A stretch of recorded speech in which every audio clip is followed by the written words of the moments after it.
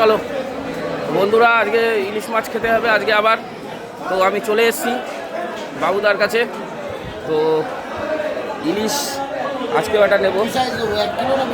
না না, কম হলে কম হলে ভালো হয়। হ্যাঁ, মাছের স্বাদ হতে হবে কিন্তু। হ্যাঁ না না, ভালো তো অবশ্যই ছিল,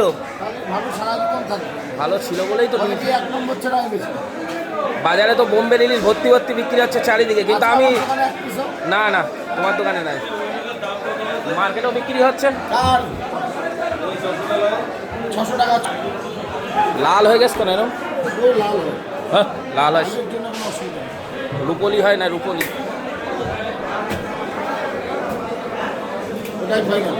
হ্যাঁ এটা ফাইনাল, দেখো।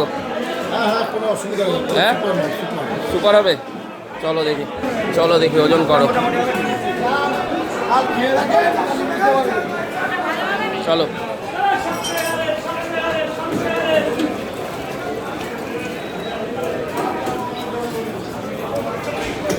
নশো 31 গ্রাম। দাও, গাছ ছাড়াও, এটা কাটো, আবারটা করো, আবারটা করো। তো বন্ধুরা, এটা 950 গ্রামের ইলিশ নিয়ে নিয়েছি।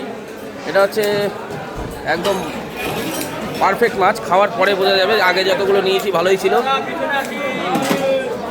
তো ভিডিওটার সঙ্গে থাকুন, কাটার পরে দেখা যাবে মাছটা কীরকম কন্ডিশন আছে।